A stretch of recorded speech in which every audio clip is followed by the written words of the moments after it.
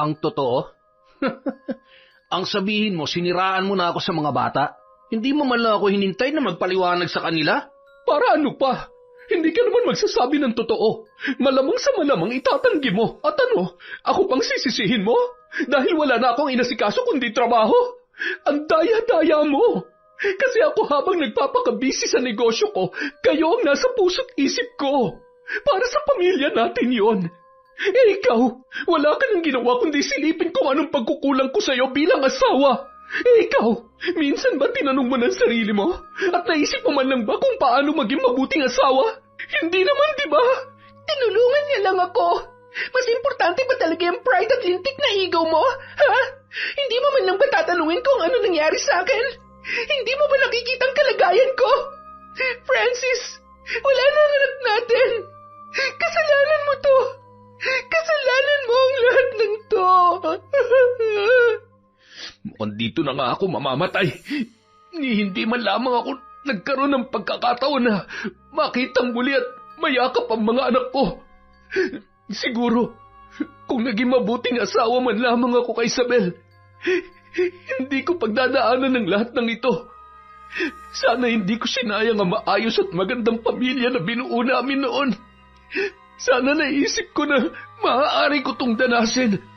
Diyos ko, patawarin niyo ako. Gusto ko pa mabuhay.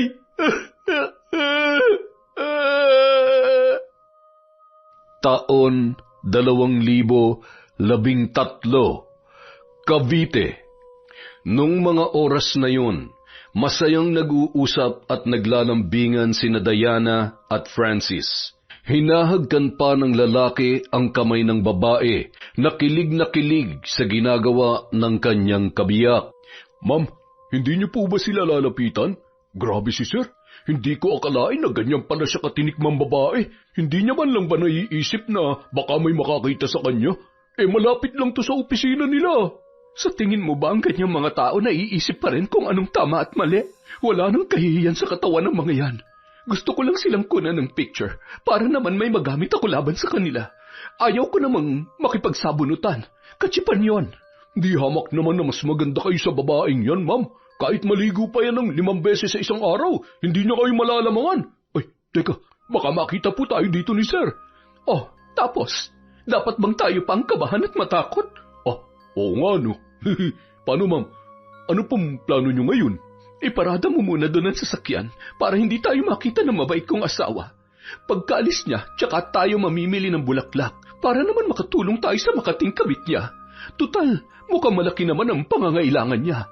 Para naman makabili siya ng kahit konting kahihiyan at delikadesa sa katawan.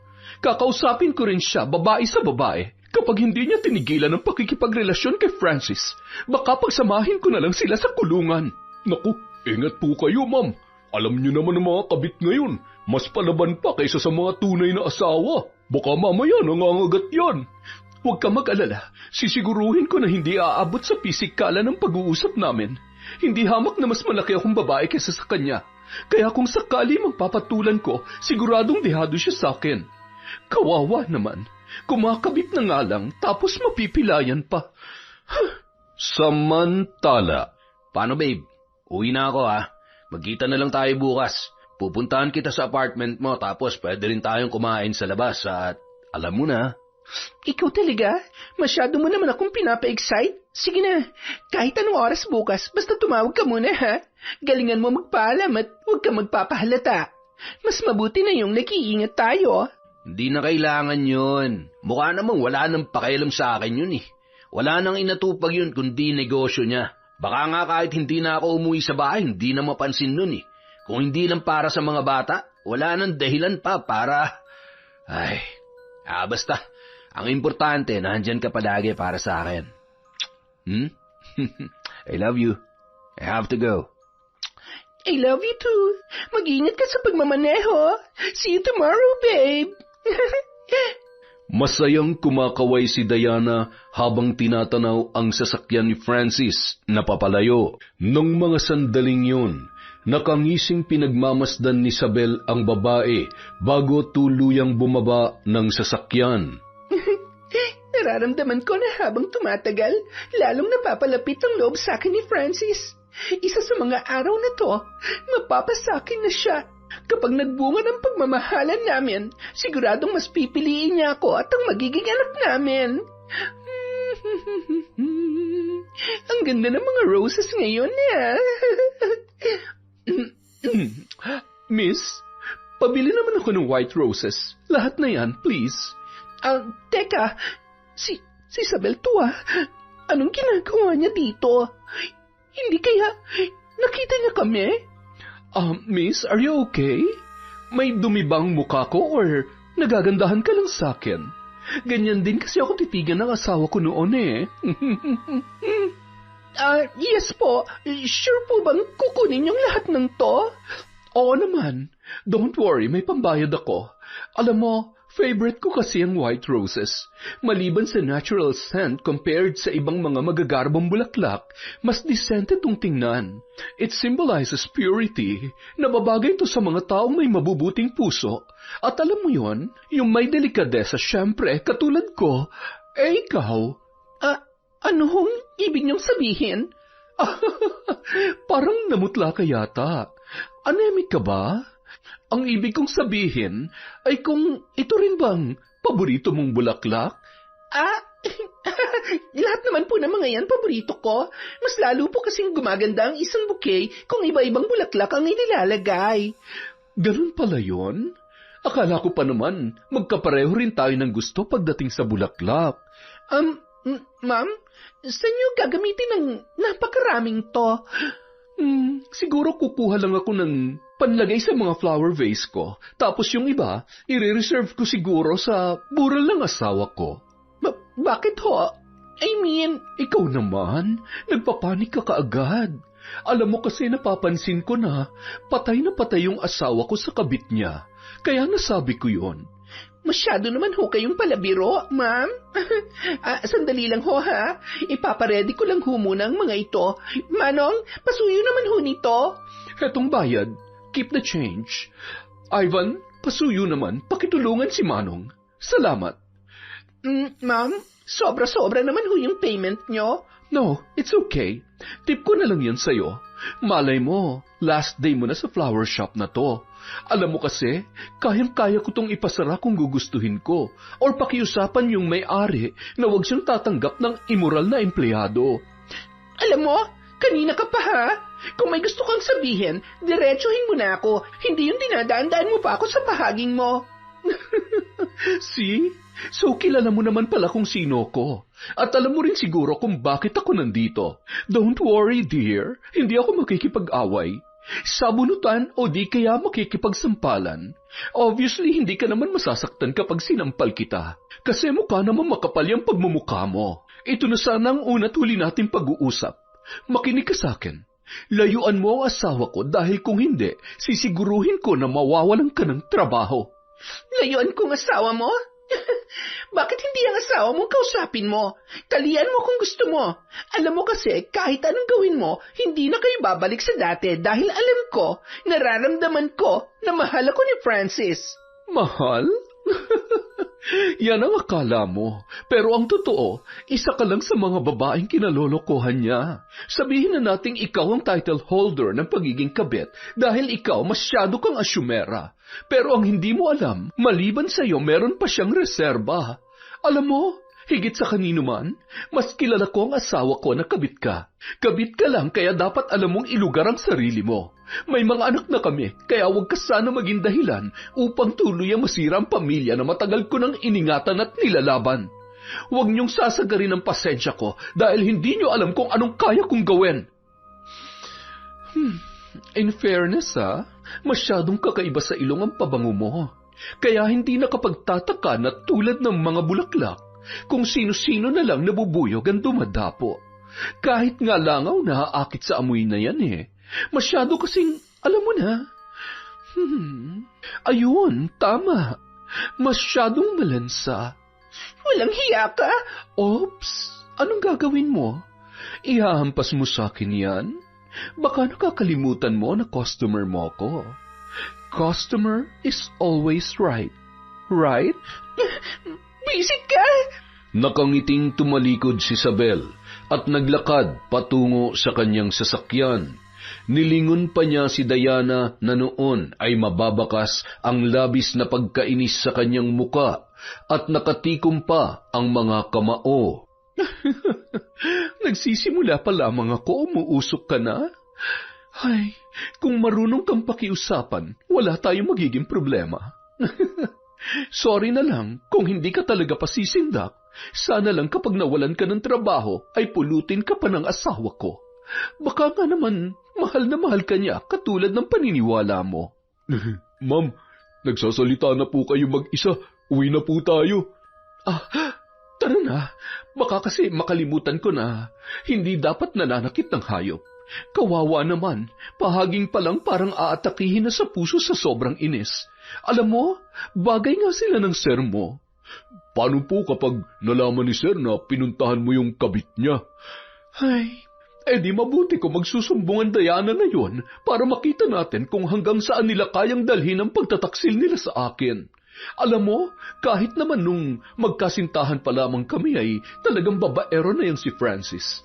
Ang mali ko lang, palagi ko siyang binibigyan ng pagkakataon na magbago, lalo na nung may anak na kami.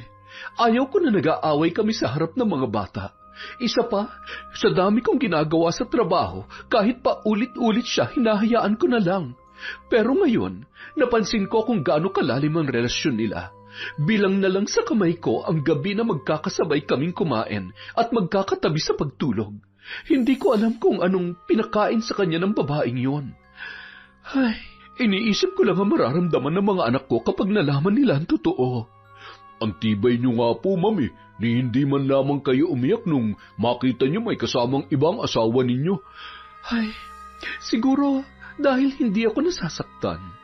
Maaaring dahil manhid na ako sa ginagawa ni Francis sa akin. Kung tutuusin, hindi ko naman siya kailangan sa buhay ko, pero kailangan at mahal na mahal siya ng mga anak namin. Kapag ipinawalang bisa ko ang kasal namin, kapag hinayaan ko siyang mapunta sa iba, baka ako ang sisihin ng mga bata. Dahil sa mata nila, mabuting ama si Francis. Ang hindi nila alam, nagmumukha lamang mabuti yon dahil magaling ako magtimpi, magtiis, at hanggat maaari, pinagtatakpan ko ang mga kalokohan niya. Ay, maiintindihan naman siguro kayo ng mga anak ninyo, ma'am. Dapat lang na malaman nila ang totoo.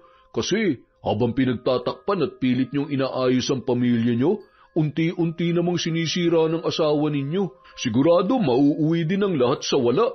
Sinasaktan at pinahihirapan niyo lang ang sarili niyo, ma'am. Baka sakit na ng asawa ninyo ang pambababae. Sabagay, pogi at may maayos na trabaho naman, kaya siguro... Alam mo ang totoo? Kaya siya nagkakaganyan? Dahil masama ang loob niya na mas malaki ang ipinapasok kong pera sa pamilya at lalong-lalo na para sa anak namin. Kaya hindi niya matanggap dahil saksakan ang kitid ang utak niya. Ayaw niya sa lahat ng mga ginagawa ko. Yung pagpapatayo ko ng sariling restaurant at iba ko pa negosyo. Noong una, akala ko dahil ayaw niya mapabayaan namin ang mga bata. Pero habang tumatagal, nakikita ko na kung ano talagang dahilan niya. Gusto niya siya ang provider, kaya lang alangan naman tumunganga lamang ako at kalimutan ko ang pangarap ko para sa lintik na pride niya. Ay, hindi sa sinusumbatan ko siya pero habang tumatagal, hindi ko na nararamdaman na may konting malasakit at pagmamahal pa siya sa akin. Pero paano ang mga bata kung tuluyan ko na siyang palalayain? Hindi naman sa nakikialam ako pero baka naman nahihirapan kayo dahil sa kabila ng mga ginagawa niya at disappointments niyo sa kanya, mahal na mahal niyo pa rin po siya, ma'am. Ayos ang English mo, ha? Ay, alam mo kasi, hindi naman talaga nawawala ang pagmamahal. Hinahanap ko lang yung dating Francis na nakilala ko, yung kasama kong nangarap ng isang masayang pamilya. Yun ang pinanghawakan ko, pati na rin ang kasal namin, kaya nagtiis ako para isave ang relasyong ito. Pero ang hirap pala kapag mag-isa ka lang na lumalaban. Sana nga bigyan pa ako ng Diyos ng lakas ng loob, o di kaya bigyan niya na lang ako ng isang malaking dahilan para tuluyan ng sumuko sa aming dalawa. Napabuntong hininga na lamang si Ivan sa awa para sa kanyang among babae. Halos kaedaran niya lamang yon.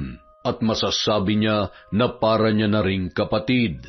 Anak kasi siya ng dating family driver ng yumaong magulang ni Isabel. Nung mamatay ang kanyang ama ay siya na ring naging kapalit sa paninilbihan sa buong pamilya. May awa po ang Diyos, ma'am. Lahat po na nangyayari may dahilan. Gaano man ho kasakit ang kasalukuyan, wag ho kayong mawawalan ng pag-asa. Magiging maayos din po ang lahat. Salamat, Ivan. Alam mo, hindi ka na iba sa amin, lalong-lalo na sa akin. Salamat dahil isa ka sa mabuting kaibigan na nasasandalan ko. Tara na, siguradong nasa bahay na si Francis. Gusto ko makita ang reaksyon niya pagdating natin sa bahay. Nang makarating sila sa bahay, sakto namang nasa kwarto ang mga bata at inaasikaso ang kani-kanilang takdang aralin. Nakaupo naman sa sofa habang nanonood ng TV si Francis. Kapag nasa bahay, hindi yun humahawak ng cellphone upang hindi mahalata na may iba siyang kinikita at karelasyon. Mahal, saan galing ang mga yan? Bakit ang dami mong biniling bulaklak? Natuwa lang kasi ako dun sa tindera sa flower shop. Yung malapit sa office nyo. Nagagawi ka ba doon? Hindi. Ano naman ang gagawin ko ron? Sayang. Akala ko pa naman kilala mo siya. Maganda siya at yung tipo ng babae na habulin ng mga lalaki.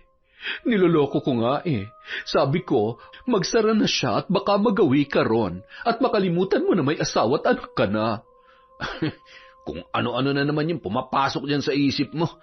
Ay, sobrang dami naman yan, puro puti pa. Daig pa may patay. Nagsasayang ka lang ng pera eh.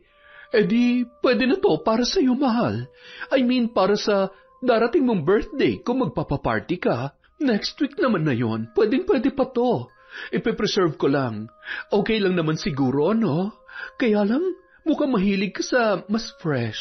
Di bale, ako nang bahala sa mga to at saka paminsan-minsan gusto ko naman magsayang ng pera. Katulad ng iba. Alam mo yung asawa ng bagong chef na hinire ko? Maganda sana ang trabaho, kaya lang yung kabit ang nakikinabang eh. Ay, alam mo, Sabel, huwag mo akong dinadaan sa pagpaparinig mo. Iniisip mo ba na nambababae na naman ako? Wala akong kasalanan sa'yo, kaya kung inaatake ka na naman ng kapraningan mo, itigil mo na yan. Ha? Ano bang sinasabi mo?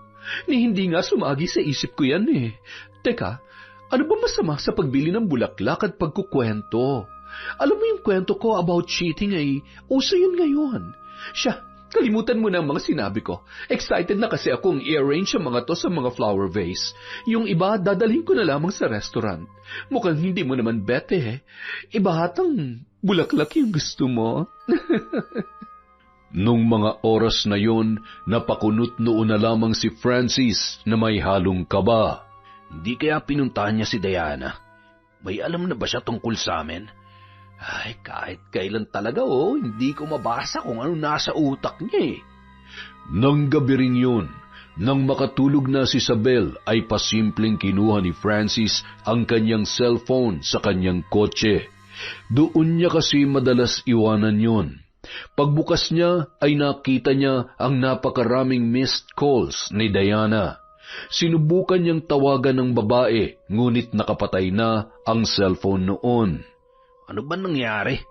Ay, bakit nakapatay ang cellphone niya? Mas mabuti pa, puntahan ko na lang muna. Nagmamadaling pumasok sa loob ng bahay si Francis at kumuha ng damit sa kanyang cabinet. Nagising naman si Isabel at inusisa kung saan ang kanyang lakad. Anong oras na? Aalis ka? Hang out with friends? Medyo problemado lang yung isa naming katrabaho kaya sasamahan muna namin. Okay lang ba? Pasensya na, magpapaalam naman sana ako kaya lang ayaw ko maistorbo yung tulog mo. No worries. Sige na, mag-iingat ka. Uuwi ka pa ba? Anong oras ka uuwi? Ha? Hindi ako sure eh. Pero wala namang problema kung umagahin ako dahil day off ko naman bukas. Okay. Sige na't baka hinihintay ka na nila. Teka, ako nang maghahanap ng damit mo. Yan. Bagay sa'yo yan. Aba, ang gwapo naman talaga ng asawa ko ha. Parang gusto ko rin mag-day off bukas. Mahal naman, alam mo na mga aalis ako, di ba? Oo, pinayagan naman kita. At saka, dadamayan mo yung kaibigan mo, di ba? Hindi ba pwedeng ako muna? Nalulungkot din ako. Wala na tayong oras para sa isa't isa. At saka, miss na rin naman kita eh. Hindi mo ba ako namimiss? Ay, siyempre, namimiss. Ikaw talaga. Kaya pala kung ano-ano na naman yun, naiisip mo kanina dahil namimiss mo lang ako. Dapat sinabi mo na lang kaagad. Ay, pakis nga. Ikaw naman kasi eh. Hindi ka marunong makiramdam. Matapos ang matagal na panahon ay muling naramdaman ni Francis ang presensya ng kanyang asawa na si Isabel. Ewan ko na lang kung mapapakinabangan ka pa ng kabit mo pagdating mo doon. May nalalaman ka pang kaibigan, ha? Akala mo mapapaniwala mo ako? Matapos ang mainit na gabi ng mag-asawa ay nakatulog ng mahimbing si Francis. Nakangising pinagmasdan ni Isabel ang kanyang asawa. Kung tuluyan ka na talagang mapapamahal sa kabit mo at darating ang araw na talagang mas mahal mo na siya higit sa akin at sa mga anak mo, wala na sigurong dahilan pa para pigilan kita. Gusto ko na rin maging malaya sa sakit na paulit-ulit mong pinaparamdam sa akin. Pagod na akong mahalin ka, Francis. Napakahirap mong intindihin. Kinabukasan, nagising si Isabel na wala na ang kanyang asawa sa kanyang tabi. Agad niyang kinuha ang cellphone at tinawagan yon ng paulit-ulit. Hindi noon sinasagot ang kanyang tawag. Napabuntong hininga na lamang siya, sabay umupo sa balkonahe ng kanilang bahay. Naroon naman si Ivan noong mga oras na yon. Abala yon sa paglilinis ng kotse ng kanyang amo. Lumabas si Isabel at agad na nagtanong sa kanyang driver, "Si Francis, nakita mo bang umalis?" "Opo, ma'am. Kaalis lang po ni sir." Ibang klase talaga. Ang kakapal at ang lalakas ng loob. Talagang hindi niya kayang tiisin ang babaeng yon. "Baka naman po may ibang lakad." "Sa tingin mo matapos ang mga nalaman ko at nakita natin kahapon, mag-iisip pa ako ng maganda sa mga oras na hindi ko siya kasama? Lahat ng kilos niya paghihinalaan ko na, Ivan. At kasalanan niya kung bakit ako nagkakaganito, kung bakit pinag-iisipan ko na siya ng masama." "Ay, sabihin mo na sa kanyang totoo, ma'am. Kung talagang napapagod ka na at nahihirapan ka na, hindi naman siya nakikialam ako dahil buhay niyo yan. Relasyon niyo yan. Hindi mo naman kailangan bitbitin ng isang bagay kung nahihirapan ka na. Pwede mo nang bitawan. Yung mga anak mo, maaaring sa umpisa, mahirapan, tsaka masaktan. Pero pasasaan ba't matatanggap din nila yan? Isa pa, hindi naman habang buhay kaya niyong itago ang kalokohan ng asawa niyo. Kaya ka lang naman inaabuso ni Francis dahil alam niya na hindi mo siya susukuan dahil sa mga anak ninyo. Gumising ka na sa katotohanan. Hindi na magbabago yun, lalo na't ilang beses niya na palang ginawa yan sa inyo." "Alam mo, tama ka. Pero sa tingin ko at pakiramdam ko, kahit hindi akong umayaw, isa sa mga araw na ito, nararamdaman ko na tuluyan niya na kaming iiwan. Kagabi, habang natutulog siya, tinatawag niya ang pangalan ng babaeng yun. Gusto ko siyang sampalin, at siguro kung may hawak akong matalas na bagay ay baka... magkakasala lamang ako sa Diyos." "At lalo kang magkakasala kapag patuloy kang kakapit diyan sa sitwasyon na mayroon ka ngayon. Ay, akala ko habang nagkakaedad ako, mahirap pang walang asawa. Mas mahirap pala kapag nakapag-asawa ka ng ganyan. Alam mo yun, ikaw nga maganda, matalino, at halos lahat nasa iyo na. Niloloko ka pa ng asawa mo. Ako pa kaya na medyo alanganin tapos wala pang pera." "Alam mo, mas masarap kang mahalin yung mga katulad mo. Masaya na sa simpleng bagay. Hindi tulad ng iba, kahit ibigay mo na lahat, hindi pa rin magiging sapat. Alam mo, ito yung pinakamasakit, yung hinahanap niya sa iba ang mga pagkukulang ko sa kanya, sa halip na gumawa siya ng paraan para maging mas matibay yung pagsasama namin. Ay, sige na, tapusin mo na yung ginagawa mo. Mamaya ilalabas ko ang mga bata. Magde-day off na lang din ako. Si Kuya Sander na lang muna ang bahala sa restaurant. Alam niya ba tungkol sa inyong mag-asawa? Hindi pa. Alam mo naman kung paano magalit yon. Baka kung ano pa magawa niya kay Francis. Alam mo rin kung gaano ako kamahal ni Kuya. Masyado ka talagang mabait. Lagi mo na lang iniisip ang kapakanan ng iba. Paminsan-minsan isipin mo rin yung sarili mo. Hindi naman masama na unahin ang sarili. Oo na, salamat. Bilisan mo na dyan nang makaalis na agad at makauwi rin na maaga. Hindi mo na ba hihintayin si Sir Francis? Hindi na, bakit pa? Doon na lang siya sa kabit niya. Kesa naman kasama namin siya pero si Diana naman na nasa isip niya. Nakakahiya naman sa kanya. Ayaw nga sagutin ang tawag ko eh. Samantala. Malay ko ba namang napakamaldita pala ng asawa mo? Paano na lang kung maraming customer? Paano kung bumalik siya sa flower shop at ipaya ako? Siguro mas mabuti pang itigil na lang natin to. Kesa naman mag-iskandalo dito ng paulit-ulit yung asawa mo o di kaya mawalan pa ako ng trabaho ng dahil sa kanya. Babe, ang kailangan lang natin ay mag-ingat.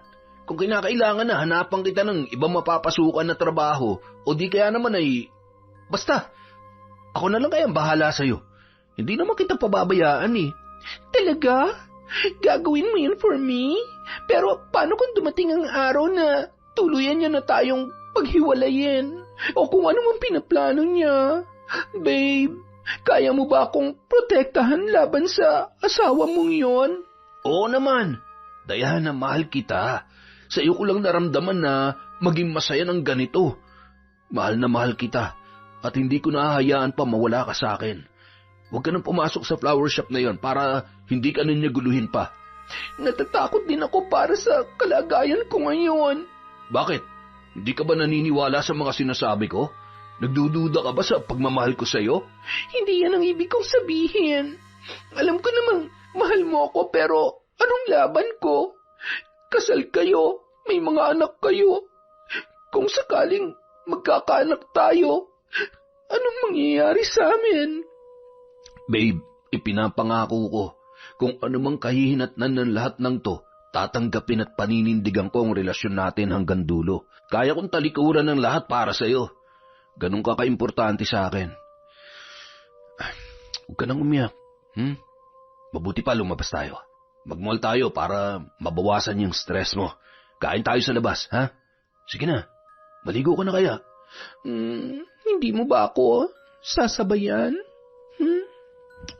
Maihindian ba naman kita?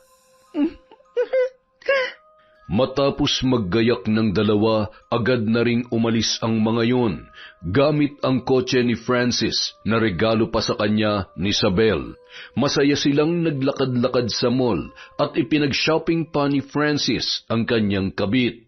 Samantala, habang papasok ang dalawa sa isang restaurant, biglang napaatras ang paa ni Francis nang makita ang kanyang mag-iina. Ngunit bago pa man sila makaalis ay agad na tumakbo papalapit sa kanya ang kanilang bunsong anak. Daddy, join us! Buti po sumunod kayo. Sino po siya? Anak, Jed, may business meeting si Dad. Balik ka muna sa table natin, please. Okay po. Sorry po, Daddy. Sinundan ni Isabel ang tila ba nalungkot na si Jed habang naglalakad pabalik sa upuan nito. Napatingin din siya sa dalawa pa niyang anak na nakatitig sa kasama ng kanilang ama na si Diana. Ano? Talaga bang wala na kayong pinipiling lugar? Proud kayo? Gusto mo bang ipangalandakan sa lahat ang kababuyan at kataksilan ninyo? Ikaw babae, hindi ka ba nahihiya at nandidiri? Umalis na kayo dito. At ikaw, mag-uusap tayo pag-uwi mo. Sana maging handa ka sa magiging desisyon ko. Ikaw naman babae, napakawalang hiya mo talaga. Napakalakas din ng loob mo. Pagbibigyan kita sa gusto mo, ibibigay ko sa iyo ang asawa ko pero sisiguruhin ko na magsasama kayo sa hirap. Tandaan mo, darating ang araw na mas doble pang sakit ang ipaparanas niya sa iyo. Umalis na kayo dito. Bilis! Nakikita kayo ng mga anak ko. Mom, sino po yung kasama ni Dad? Meron po bang... Anak, sa bahay na natin pag-usapan yan. Kumain na lang muna tayo. Nung mga sandaling yun, titig na titig kay Isabel ang kanyang mga anak. Nababakas ang pagpipigil nito ng luha. Nagtinginan naman ang dalawang bata na tila ba nakakaramdam na sa mga nangyayari. Matapos kumain, umuwi na ang mag-iina dahil nawalan na sila ng gana sa pamamasyal. Samantala, bandang 8:00 na ng gabi nang makarating si Francis sa kanilang bahay. Nakaupo sa sala ang kanyang asawa, pati na rin ang dalawa niyang anak na nasa edad 15 at 12 taong gulang. Buti naman at nakauwi ka na. Maupo ka. Panahon na para pag-usapan at tuldukan ng lahat ng ito. Nasabi ko na sa mga bata ang totoo. Ang totoo? Ang sabihin mo, siniraan mo na ako sa mga bata? Bakit hindi mo na ako hinintay na magpaliwanag sa kanila? Bakit pa? Hindi ka naman magsasabi ng totoo. Malamang sa malamang itatanggi mo. At ano? Ako pang sisisihin mo? Dahil wala na akong inasikaso kundi trabaho? Ang daya-daya mo. Kasi ako habang nagpapakabisi sa negosyo ko, kayo ang nasa puso't isip ko. Para sa pamilya natin yon. Ikaw, wala ka nang ginawa kundi silipin kung anong pagkukulang ko sa'yo bilang isang asawa. Minsan ba tinanong mo na ang sarili mo? O naisip mo man lang ba kung paano maging mabuting asawa? Hindi, diba? Pagod na akong patunayan ng sarili ko na magiging mabuti akong ama ng mga anak natin at magiging karapat-dapat akong asawa mo. Pakiramdam ko kahit anong gawin ko, walang kwenta eh. Kasi ikaw yan, oh. Tapos ako. Huwag mo akong daanin sa pagiging pa-victim mo. Ni minsan hindi ko sinilip kung anong klaseng trabaho meron ka. Hindi kita pinipilit sa kung anong dapat mong ibigay at dapat mong gawin bilang padre de pamilya. Ang hinangad ko lang ay maging magulang ka sa mga anak natin at maging tapat ka sa relasyon natin. Daddy, paano niyo po nagawa to? Alam niyo ba na matagal na po naming alam ang tungkol sa ginagawa niyo pero hindi namin sinasabi kay Mami dahil ayaw namin na mag-away kayo. Isang beses nakita kayo ng best friend ko. Pinadala niya sa akin ng picture niyo ng babae na yon. At kahit ako, minsan ko na rin kayo nakita na magkasama. Paano niyo kami nagawang ipagpalit sa babaeng yun? Kaya pala, pati kayo, busy na rin dahil sa may iba na kayo. Hindi totoo yan. Huwag mong isipin na ipagpapalit ko kayo sa kahit na sino man. Oo, may relasyon kami. Oo, mahal ko siya, pero mas mahal ko pa rin kayo. Mga anak ko kayo at kahit anong mangyari, tatay niyo ako. Ang kapal na mukha mo para harap-harapang sabihin sa amin yan. Mahal mo na siya. Mahal mo na ang kabit mo. Sabagay, obvious nga naman. Ngayon mas malinaw na sa akin at sa mga anak mo ang lahat. Ngayon mamili ka, kami ng mga anak mo o ang babae na yon. Hindi mo pwedeng gawin sa akin to. Kahit ano man maging pasya ko, mananatiling anak ko sila at ako ang... Hindi kami mag-a-adjust sa'yo dahil ginusto mo yan. Kung hindi mo kayang talikuran ng babae mo, kalimutan mo na kami ng mga anak mo. Ang lakas ng loob mo. Napakayabang mo ah. Bakit? Anong pinagmamalaki mo ah? Dahil may pera ka? Oo, may pera ako. Oo, may karapatan ako magyabang sa katulad mo. Dahil wala kang kwentang asawa. Total yan naman ang tingin mo sa akin, di ba? Eh di sige, at least ako, iwanan mo man ako, kaya kong kumayod para sa mga bata at kaya kong ibigay lahat ng pangangailangan nila. Eh ikaw, anong ipagmamalaki mo maliban sa kabit mo? Makakaalis ka na. Hindi ka namin kailangan. Mga anak, pumasok na kayo sa kwarto at magpahinga. Ako nang bahala dito. Ito ba talagang gusto mo? Kaya mo ba talagang gawin sa akin to? Bakit hindi? Ikaw ba nagdadalawang isip man lamang kapag nambababae ka? At ngayon harap-harapan mo pang sinabi na mahal mo ang kabit mo? Anong akala mo? Katulad ng dati hahayaan na lamang kita? Yun ba ang gusto mo? Pagod na akong maging mabuting asawa sa'yo. Ayoko na. Huwag ka mag-alala. Ibibigay ko sa'yo ang kalayaan na gusto mo. Ayaw ko rin namang habang buhay na nakatali sa apelyido mo. Makalipas ang 5 taon, hawak ni Diana ang cellphone ni Francis habang nanginginig ang kanyang kamay. Naliligo noon ang kanyang asawa dahil papasok yon sa trabaho. Ilang buwan pa lamang mula nang maikasal sila ng lalaki. Oh, bakit mo ba pinakikialaman yung cellphone ko? Akin na nga yan? Sino si Grace? May bagong babae ka na naman? Babae ka dyan. Pwede ba wag kang praning? Mabuti pa maglinis ka ng bahay. Kalat-kalat oh. Wala ka naman trabaho pero hindi mo magawa magligpit dito. Alam mo ni minsan, kahit ang laki-laki ng bahay namin, wala kaming katulong ni Isabel, hindi naging makalat ang bahay kahit patatlong anak namin. Kahit nung maliliit at naglalaro pa yung mga bata, hindi naging ganito. Ay, ewan ko sa'yo. Para kang hindi babae. Paano na lang kapag nagkaanak ka na? Eh di kumuha ka ng katulong. Asawa mo ako, hindi ka sambahay. At talaga nag-demand ka pa. May papasahod ka? Alam mo naman kakarampot lang ang kita ko.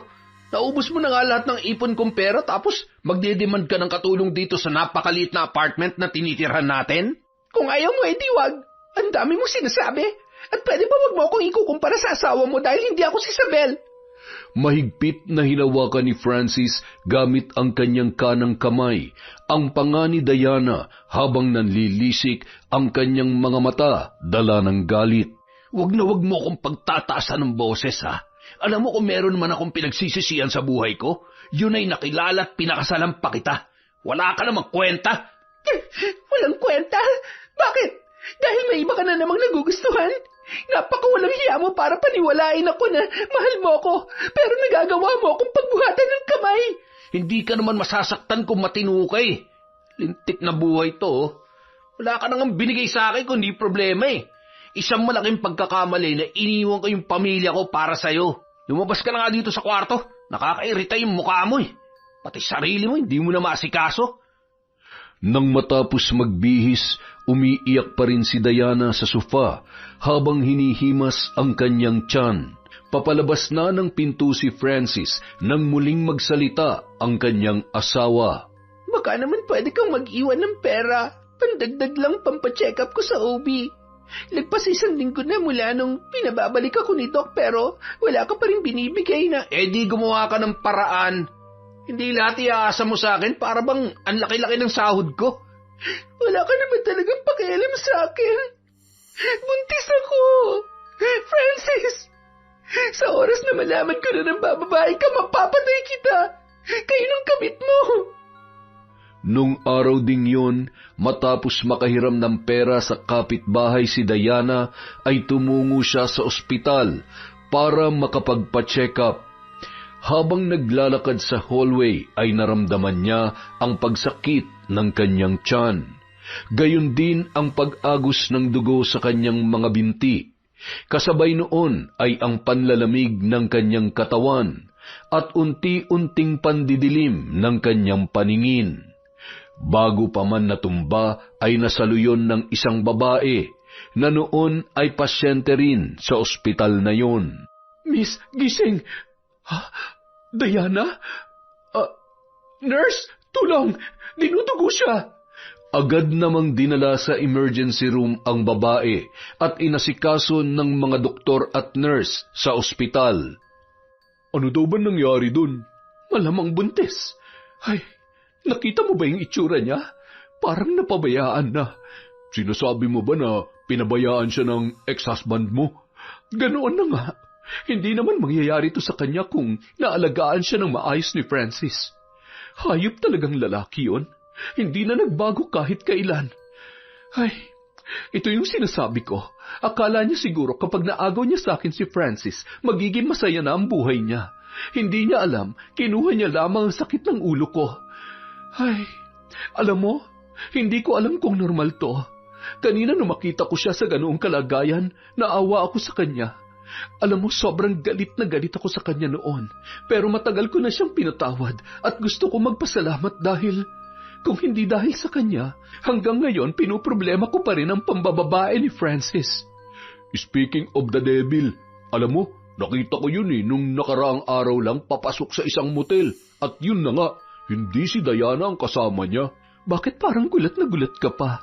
Kung sa simbahan siya pumasok, doon ka magulat. Excuse me, kamag-anak po ba kayo ng pasyente? Kakilala lang ho. Hindi po namin makontak yung asawa niya. Pero, kumusta ho ang lagay niya? Ay, ikinalulungkot ho namin pero wala nang bata sa sinapupunan niya. Sa ngayon ay wala pang malay yung pasyente. Hinintay ng dalawa na magising si Diana. Nang imulat ng babae ang kanyang mga mata, ay hindi yun makapaniwala sa kanyang nakita. Ikaw? Anong...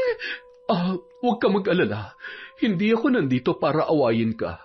Oo, galit ako sa mga nagawa mo sa akin noon, pero matagal na kitang napatawad. Kumalma ka muna dahil hindi makabubutihan para sa'yo.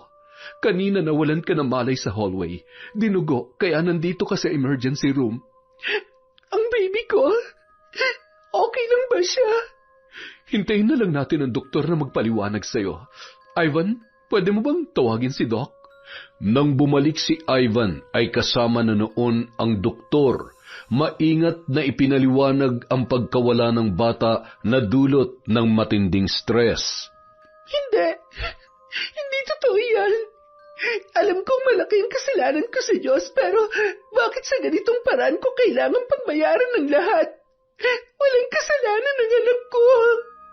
Siya na lang ang meron ako, Isabel.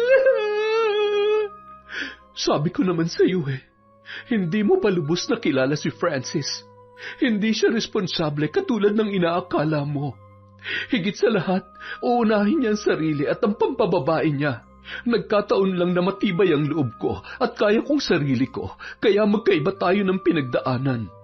Hindi sa sinusumbatan kita pero hindi sana mangyayari ang lahat ng to kung nakinig ka sa akin at pinili mong gawin ang tama. Ay, hindi na natin kailangan balikan ang mga nangyari noon, pero sana ngayon maisip mo ang naging resulta ng mga maling desisyon mo.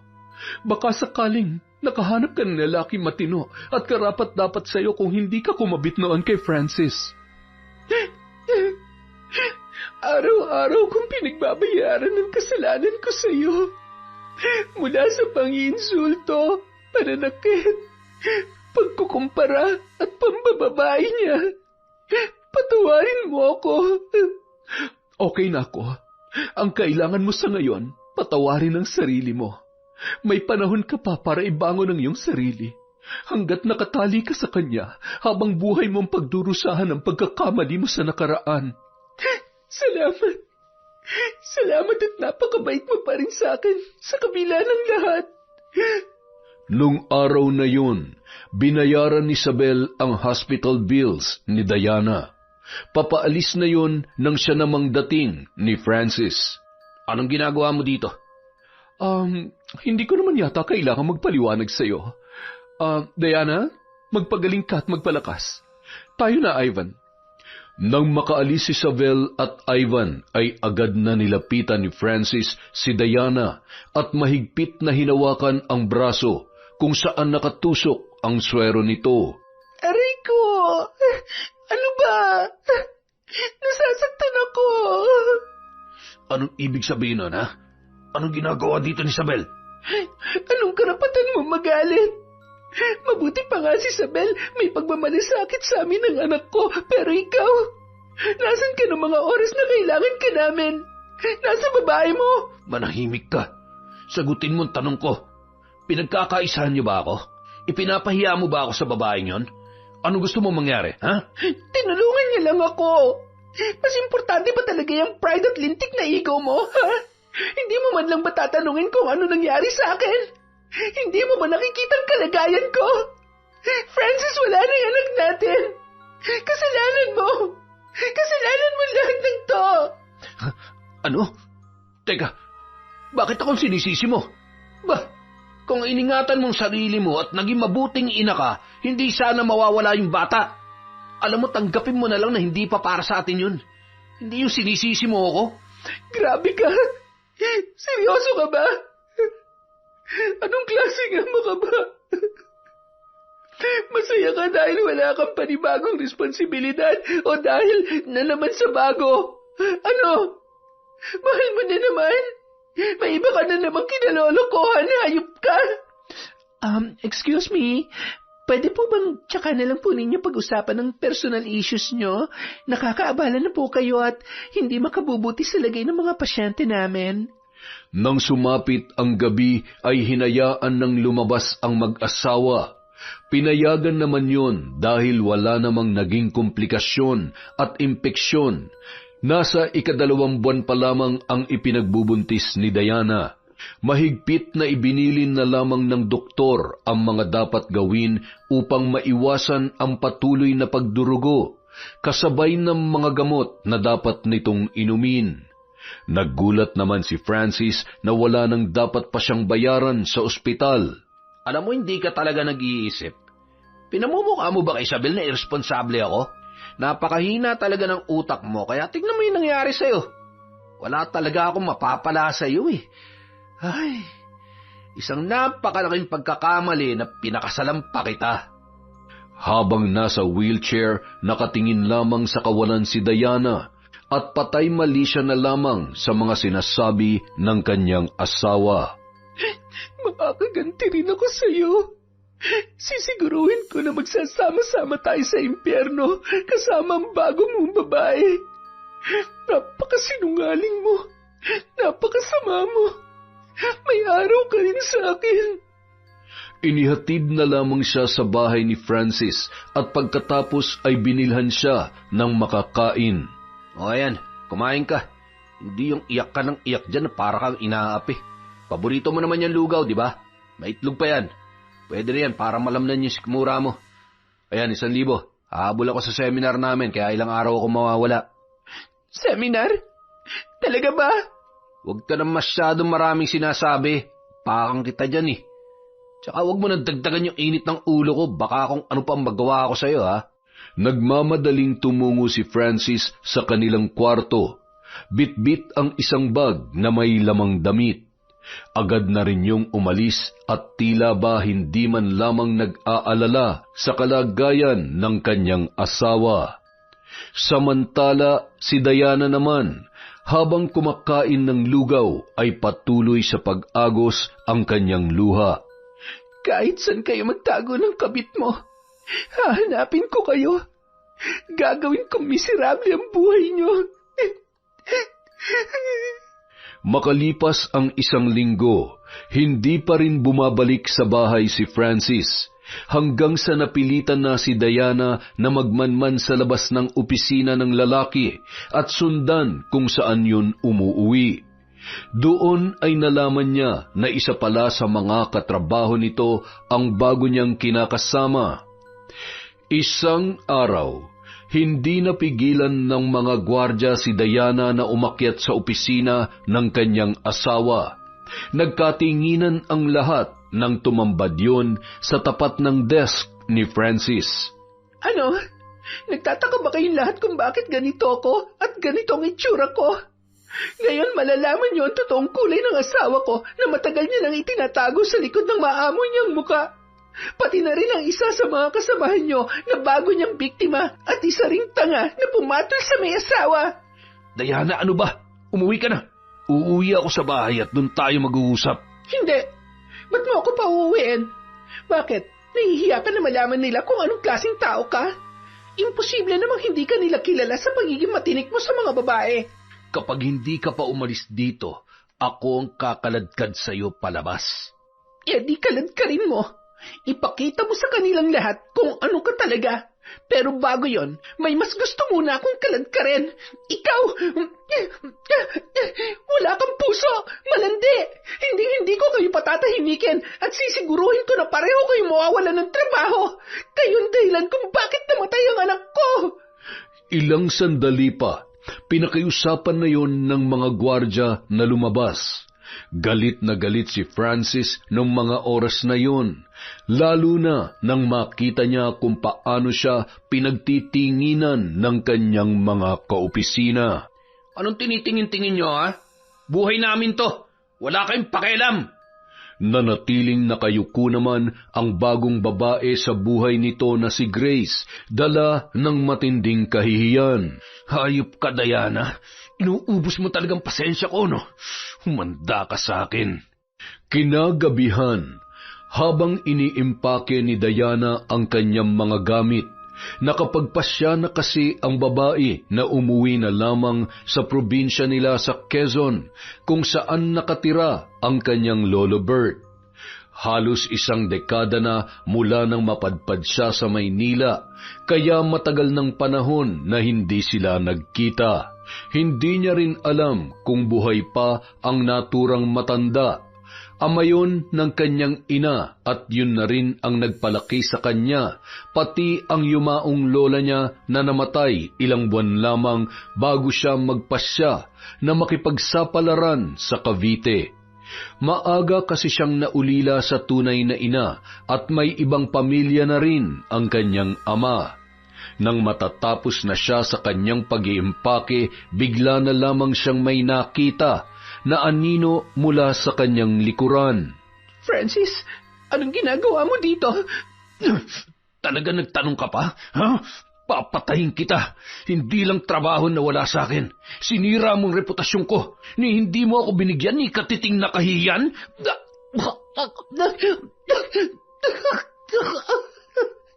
Kahit patayin mo pa ako, siguradong magiging miserable na rin ang buhay mo. Hindi ka lang manloloko kapag pinatay mo ako, isa ka ng kriminal. Akalain mo, hindi mo lang kayang manakit. Kaya mo rin pumatay dahil demonyo ka talaga. Mula sa bulsa ay kinuha ni Francis ang kanyang balisong at pinaikot-ikot pa yon sa kanyang kamay. Said na ang pasensya ko sa'yo.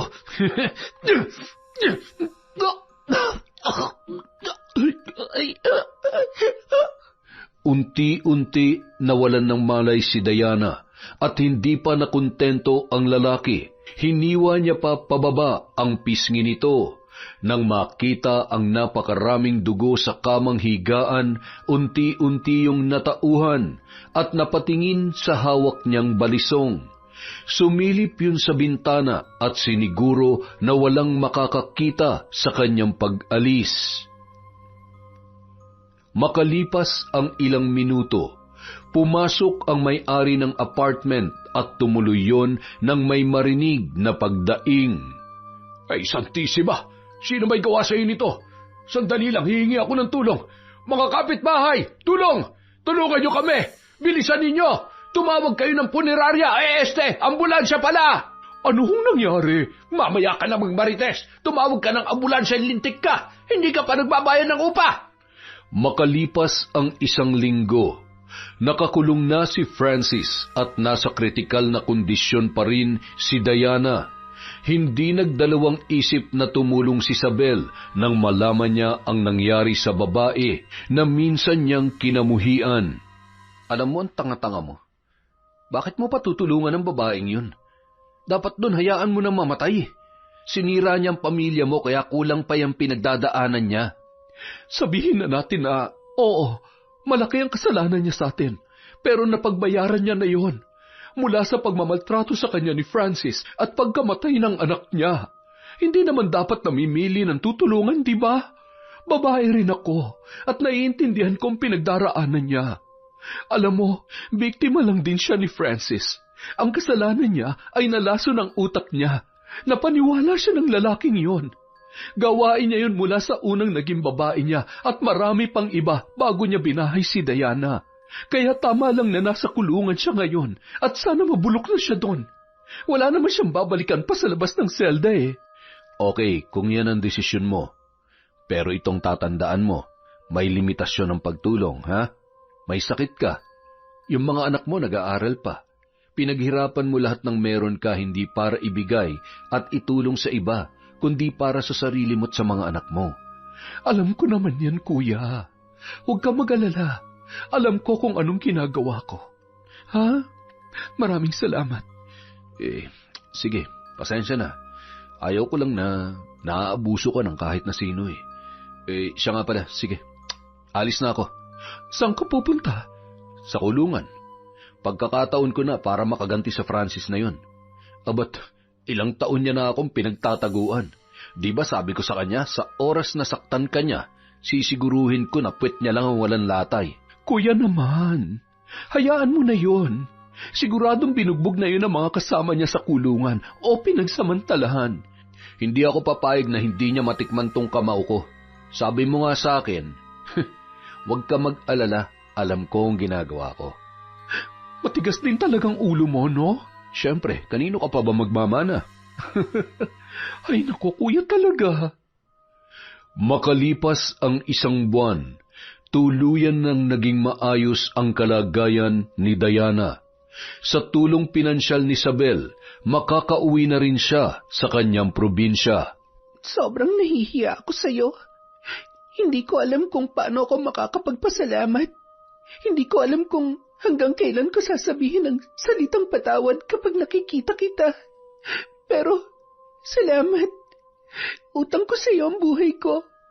Sa dinami-dami ng tao, ikaw pa na nasaktan ko ng sobrang siyang tumulong sa akin.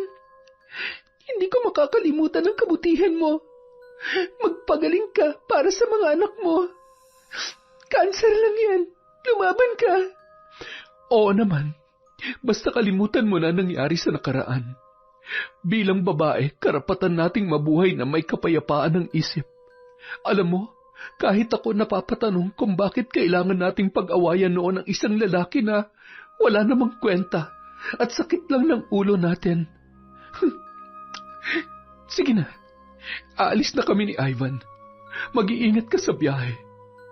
Makalipas ang mahabang biyahe ay tuluyan ng nakarating si Diana sa bahay ng kanyang lolo at nadatnan niya yon na nagkakape sa labas ng bahay. Habang pasipol-sipol pa, bigla naman yung niyapos ni Diana na mahigpit na mahigpit. Ay, bastos! Sino ka ba? Bakit mo ako niyayakap? Taken na ako, iha! Lolo naman, si Diana po ito, ang apo ninyo. Diana? Apo? Ay, Diyos ko! Anong mabuting hangin ang nagtangay sa'yo pabalik dito? Ay, teka, bakit may tahi ka sa muka? Ano nangyari dyan? Sino lentik na may gawa sa'yo niyan, ha? Ay, Diyos ko! Ang maganda kong apo! Ang dami-dami yung nangyari. Hindi ko lubos maisip na pagdadaanan ko pero may malaking dahilan po para bumalik ako dito maliban sa makita ko kayo at makasama. Gusto kong ipaghiganti ang pagkawala ng anak ko at ang pagtangkang pagpatay sa akin ng isang tao na hindi ko mapapatawad kahit palumuha siya ng dugo. Nang mailahad ni Diana ang mga nangyari, hindi nagdalawang isip ang kanyang lolo na tumulong sa kanyang apo. Tumungo sila sa kaibigan nitong kilalang mabagsik na mambabarang. Dalaginding pa lamang si Diana ay kinatatakutan na ang matandang dalaga na yon sa kanilang baryo. Ibigay mo sa akin ang mga gamit na kakailanganin ko upang malaya kung may sa katuparan ang kahilingan mong pasakitan at kitlin ang buhay ng lalaki na umabuso sa iyo. Heto ho ang mga larawan at ito naman ho ang damit niya. Sapat na ho siguro yan para mapatay natin siya. Ay, guwapo ah. Ay, sayang naman ito. Kaya lang kung babaero ay hindi nga naman kailangan paghinayangan. Kalasan natin ang itlog at kaligayahan upang hindi na makapaghasik ng masamang lahi. Gawin mo lahat upang malintikan ang hayop na yan. Pagkatapos ay tunasin mo na. Siguruhin mo na bawat minuto ng buhay niya bago siya malagutan ng hininga ay daig pang kinakatay ng buhay. Abat, mas marunong ka pa kaysa sa akin. Alam mo namang ayaw ko sa lahat ay yung pinangungunahan ako. Lumayas ka nga muna dito at iwan mo muna kami ng apo mo. Eh, teka, ano pati yung napakapanghi? Hindi ka na naman ba naliligo, Berto? Saksakan ka ng dugyot. Hoy, naligo ako noong isang araw. Baka naman sarili mo yung naaamoy mo. Manahimik ka kung ayaw mong tahiin ko yung bibig mo ng karayom kung mas mahaba pa dyan sa ano mo. Naligo daw hindi naman nagpapalit ng salawal. Elementarya pa lang tayo, gawain mo na yan. Ay, kung gaano ka katakot magpatuli ay siya rin takot mong maligo araw-araw. May sakambin ka yata. Ay, saksakan pa rin ng dahas yan dila mo. Apo, maiwan na kita rito at baka hindi ako makapagpigil ay mapatulang ko itong... Ay, kung pwede lang magpalit ng kaibigan ay ginawa ko na. Ay, hanggang ngayon hindi pa rin talaga kayo nagbabago. Nagbabangayan pa rin kayo ni Lolo. Masanay ka na. Alam mo naman na kasama kong lumaki ang lolo at lola mo. Kaya normal na lamang sa amin yon. Paano? Sisimulan ko na ang ritual. Hintayin mo na lamang ako dito at babalitaan kita, ha? Pagsapit ng 3 araw, mula ng gabing isinagawa ng matandang si Lola Anita ang ritual, Tumungo si Grace sa kulungan. Labis naman na ikinagulat ni Francis ang itsura noon. Napakaraming malalaking butlig sa muka at nagsusugat ang labi. Kitang-kita na rin ang anit sa ulo nito dahil sa sobrang nipis ng kanyang buhok. Kasalanan mo to. Siguradong ipinabarang na ako ng demonyita mong asawa. Sana hindi na lang kita nakilala. Sinira mo lang ang buhay ko. Ginusto mo rin naman yun, di ba? Ginusto natin pareho yan. Isang pagkakamali na pumatol ka sa tulad mong manloloko at isang kriminal. Mamatay ka na rin sana. Pagsapit ng gabi, hawak-hawak ni Francis ang kanyang tiyan. Labis kasi ang paghilab noon at pananakit na hindi niya maintindihan. Hanggang sa pakiramdam niya ay punong-puno ng hangin ang kanyang tiyan. Napaupo siya sa simento sa loob ng selda nang biglang nawalan ng lakas ang kanyang mga paa. Kasabay noon ay ang paglobo ng kanyang tiyan. Ilang sandali pa, napahiyaw yon nang makaramdam ng sobrang hapdi sa maselang bahagi ng kanyang katawan. Hinubad noon ang salawal at nagtawanan naman ang mga kasamahan nito sa pag-aakala na nasisiraan na ng bait si Francis. Nanlaki ang mga mata noon nang makitang punong-puno ng surot at kulugo ang kanyang mga hita. Ano ba yan, nakakadiri? Binabarang ka, no? Yan na nga ba sinasabi ko eh. Di ka kasi makontento sa isa. Yan, manyakis ka eh, no? Mapala mo. Huwag kang mag-iingay at dadaing. Pagod ako ngayon. Baka magpahinga ka nang wala sa panahon. Sinasabi ko sa'yo, Sir, ilabas nyo nga ito dito. Ilipat nyo muna. Hindi kami patutulogin ito eh. Inilipat naman si Francis sa isang makipot at madilim na selda. Ilabas niyo ako dito. Ayaw ko dito. Madilim. Tulungan niyo ako. Habang humihiyaw ay napatigil yon nang may marinig na boses na noon ay humahalakhak at umiiyak na sanggol. Tama na. Tigilan niyo na ako. Nagsisisi na ako sa mga kasalanan ko. Hindi pa masamat na ipinakulong niyo ako.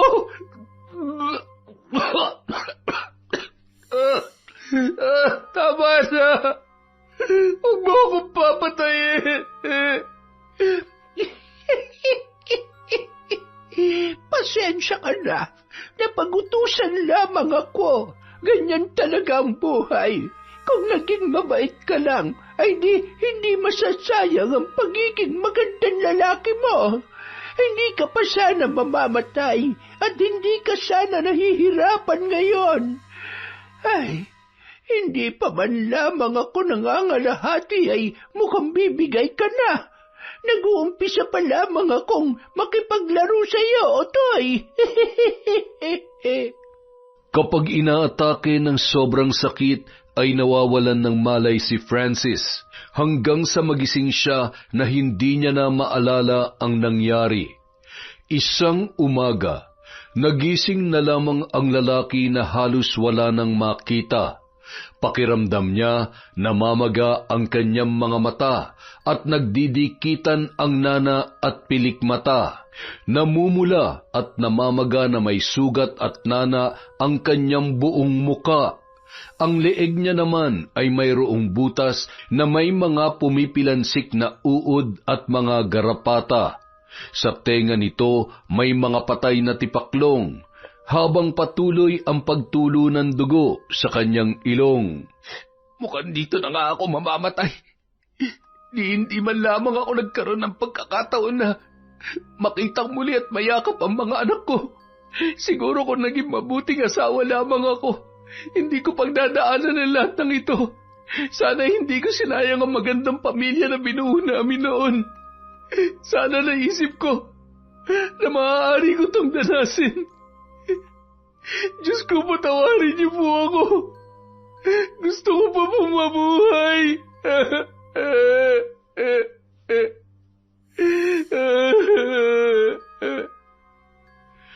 Makalipas ang isang araw, isang babae naman ang noon ay nawarak matapos masagasaan ng isang truck sa harap ng isang ospital kung saan nagtatrabaho si Francis. Nagsilapitan ang mga tao at pilit na kinilala kung sino ang babaeng yun. Naku po, si Grace yan ah. Grabe, kawawa naman. May sakit na nga, inaaksidente pa. Ay. Pagsapit ng gabi, naghihiyawan ang mga preso at nagrereklamo sa amoy na masangsang na hindi malaman kung saan nagmumula. Nang tingnan nila sa kanyang selda si Francis ay nadatnan nila yon na naghihingalo na, naliligo sa sariling suka habang nabubulok na ang iba't ibang parte ng kanyang katawan, ni hindi na makilala ang itsura noon. Hindi naman malaman ni Isabel kung bakit sa unang pagkakataon ay nagawa niyang dalawin ang kanyang dating asawa matapos niyang gumaling sa sakit na cancer. Nadatnan niya pa sa ganoong kalagayan si Francis. Ano nangyari? Bakit siya nagkakaganyan? May sakit ba siya? Ma'am, ang sabi ho ay hindi normal ang sakit niya. Mukhang binarang ho dahil tingnan niyo naman. Sigurado po ba kayo na kaya niyo pa ang amoy? Isabel, patawarin mo ako. Sana'y mapatawad rin ako ng mga anak natin. I'm sorry. Napatulala na lamang si Isabel noong mga oras na yun, habang pinagmamasdan ang kanyang dating asawa na nalalagutan ng hininga at tinanggal sa seldang yun upang agad na dalhin sa punerarya. Matapos maasikaso ang bangkay kasama si Ivan, ay agad rin silang umuwi. Tama naman ang ginawa ko, hindi ba? Tama nang hindi ko ipaalam sa mga anak ko ang nangyari. Ayaw ko maapektuhan sila kapag naalala ulit nila ang walang hiya nilang ama. Ay, ipagdarasal ko pa rin siya na sana mahanap niya ang kapayapaan kung nasaan man siya ngayon. Kapayapaan? Pinakremate mo na tapos masusunog pa sa impyerno? Paano magiging payapa yun? Ay, pero tama lang. Okay na mga anak mo. Okay ka na rin. Eh siya nga pala, balita ko lang, namatay daw yung pinakahuling kabit ni Francis. Saan mo naman nakuha yung chismis na yan? Yung pinsan ko na nagtatrabaho dun sa dating pinapasukan ni Loverboy, ang sabi bago namatay ay binarang din daw. Alam mo, sigurado ko na binarang din yan si Francis. Kita mo naman yung itsura. Kakaawa, nakakatakot at hanggang ngayon naaamoy ko pa rin yung masangsang at hindi ko maipaliwanag na kung sakali man, iisang tao lang ang posibleng nagtanim ng galit na maaaring gumawa noon sa kanila. Si Diana siguro, no? Grabe naman kasi yung pinagdaanan niya eh. Oo, alam ko kahit kung marunong ako mambarang nung panahon na galit ako, malamang sa malamang, ganoon din ang ginawa ko sa kanila. Kaya lang, hindi naman ako ganoon kasama. Mas magaan pa rin yung gawin ng tama. Masaya na ako na maayos ang lagay ng mga bata. Nakakapag-aral sila sa paaralan na gusto nila. Nabibigay ko lahat at higit sa lahat, gumaling na ako. Napakaraming dahilan para magpasalamat sa Diyos. Dati sabi ko sa Kanya, hindi niya ba ako mahal? Mabuting tao naman ako Pero bakit kailangan kong pagdaanan yon? Pero ngayon, mas naiintindihan ko na. Ginawa niya lang yon para magising ako sa katotohanan. Ay, kumusta na kaya si Diana? Malamang masaya na yun. Nakaganti na siya eh. Yun nga lang, nagkasala naman siya sa Diyos. Sana lang ay huwag niyang hayaang mabuhay na punong-puno ng galit mula sa kanyang nakaraan. Marami pang pagkakataon na magbabago sa buhay niya. Sana sa susunod ay piliin niya kung anong tama at nararapat. Huwag na sana siya magtiyaga sa lalaking gagawin lang siyang kabit. Samantala. Apo, anong plano mo ngayong tigok na yung Francis na yon? Dito na lang ho ako, Lolo. Mas payapa at malayo sa gulo. At saka, matanda na ho kayo. Lumalala na rin ho yung madalas na pananakit ng dibdib ninyo.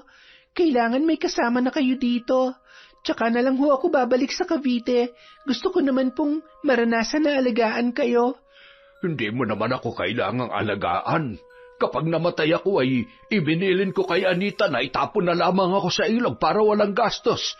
Ang mahal magpagawa ng kabaong tapos magpapakain ka pa ng mga tsismosang nakikiramay at magrereklamo na matabang yung lugaw. Wag na oy. Ay nako, kayo talaga. Puro kayo kalokohan. Pinapatawa lamang kita. Kumusta ka na? Sigurado ka ba na okay ka na talaga? Ay, hindi po ganun kadali na makalimot sa lahat-lahat. Pero alam ko at hindi ako nawawalan ng pag-asa na magiging okay din po ako. Gusto kong matulog na hindi sumasagi sa isip ko ang mga nangyari, lalo na ang mukha ni Francis. Pakiramdam ko kapag naaalala ko siya, para akong binabangungot. Kapag humaharap ako sa salamin at nakikita ko tong peklat ko, lagi kong naaalala kung gaano siya kasama. Kaya dapat lang na paghigantihan ko siya. Wala siyang karapatang mabuhay at manakit pa na maraming babae na nabiktima niya. Ipinagdarasal ko rin na sana wala nang tumulad sa pagkakamali ko. Lahat ng mali, masaya lang sa umpisa. Mas masakit maningil ang karma. At danas na danas ko po yun. Sobrang nakakakonsensya yung nakasakit ako ng kapwa ko babae dahil lang sa kagustuhan kong mahalin at magmahal. Sana hindi ko hinayaang maging dahilan ng sakit ng damdamin at pagkasira ng isang pamilya. Kung mabibigyan man ako ng pagkakataon na muling magmahal, sisiguruhin kong sa tamang paraan na. Natutuwa ako sa iyo. Hindi dahil sa sinasabi kong tama ang kumabit, pero dahil marunong kang matuto sa iyong mga pagkakamali. At higit sa lahat, tanggap mo na nagkasala ka. Walang perpekto sa mundong ito na punong-puno ng tukso, apo. Basta hanggat nabubuhay ako, nandito lamang ako para sa iyo.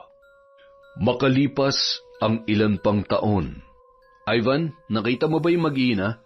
Walang tao sa loob eh. Oh, imposible naman ho, sir. Tinawagan ho ako ni Isabel. Ang sabi sa akin ay aalis kami kasama mga bata. Hindi niya sinabi kung saan, basta sabi niya magbihis na maayos. Kaya pala napaka-pogi mo ngayon, ha? Mabango pa. Siya nga pala. Kumusta naman kayo ng kapatid ko? Hindi ko nga rin alam, sir eh. Nahihiya naman akong sabihin sa kanya yung totoong nararamdaman ko. Baka mamaya mabasted lamang ako. Alam niyo naman sitwasyon namin. Yan siya. Tapos nandito ako.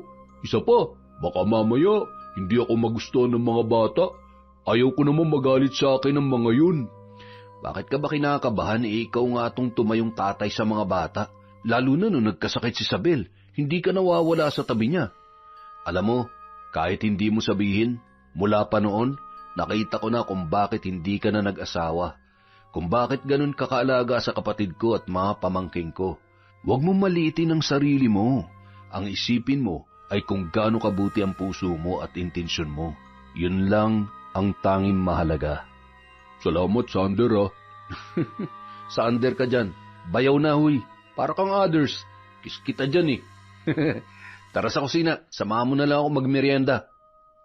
Nang makarating sa kusina, laking gulat na lamang ni Ivan nang makita ang napakaraming handa sa mesa. Kitang-kita niya ang saya sa mukha ng mga anak ni Isabel. Tito Ivan, may importante pong sasabihin sa inyo si Mami. Ano yun? Sino ba may birthday? Di man lang ako nakabili ng regalo. Walang may birthday. Para namang hindi mo tanda ang lahat ng petsa ng birthday ng mga bata at ng mga asong gala dito. Gusto lang kitang surpresahin. Nakikita mo ba to? Oo, kahon. Kulay pula at kwadrado. Teka, lalagyan yan ng... Uy, wala akong pambili niyan ha. Wala rin naman akong paggagamitan. Ay nako, saksakan ka talaga ng slow. Para sa iyong singsing na to. Yun ay kung papayag ka na maging tatay ng mga anak ko. Pwede ba tayong magpakasal? Ako? Seryoso ba? Teka, di mo naman siguro ako pinipikot, no? Wala naman sigurong mali kung tatanggapin ko to. Pero kung sakaling magbabagong isip mo, isasanla ko na lang to. Sira ka talaga. Ano, sasagutin mo ba ang tanong ko o hindi? Oo naman. Yes, pakakasalan kita. Ibibenta ko lahat ng alaga kong baboy, manok at mga lupa na naipundar ko para lang mapakasalan ka. Ay nako, hindi na kailangan dahil hindi ko kailangan na magharbong kasal. Oo mo lang ang kailangan ko. Kunin mo ang susi at ngayon din ay pupunta tayo sa munisipyo.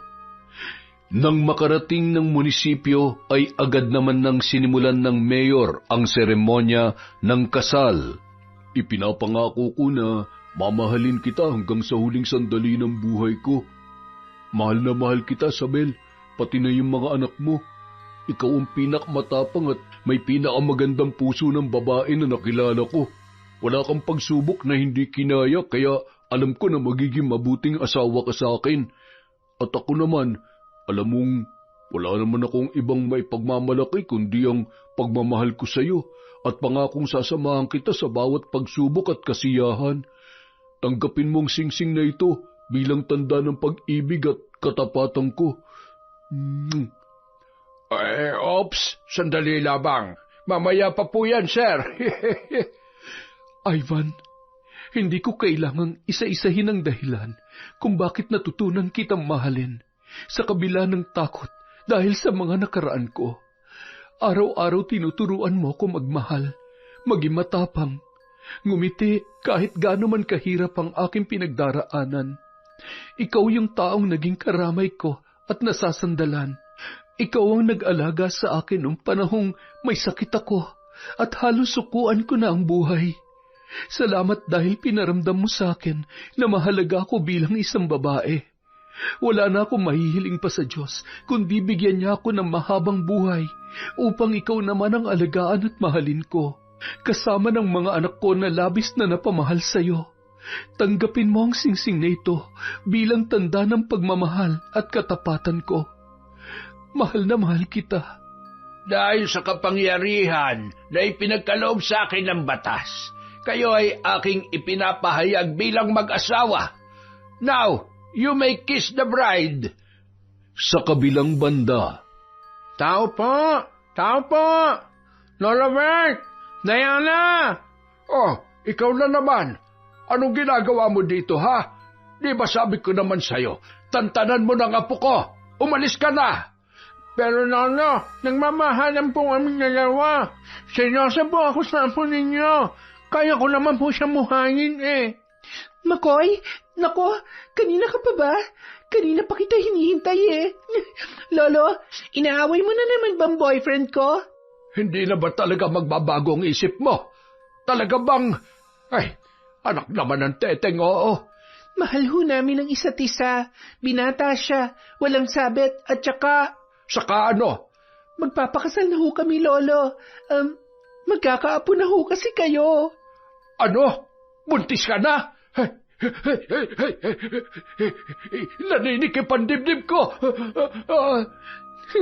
Hala, Lolo, gising. Tunang, tulungan niyo ho kami. Ano nangyari dyan? Nahimatay ho si Lolo. Ano pong gagawin natin? Siya, tumabi kayo. Kulang lamang siya halikyan si Berto. Anong ginagawa mo at nakanguso ka, ha? Hahalikan mo ako? Juicy ka pa? Akala mo naman pagkabango-bango ng hininga mo, hindi ka naman nagsisipilyo. Pwe! Ganon ha? Sige, pagbibigyan kita. Halika dito.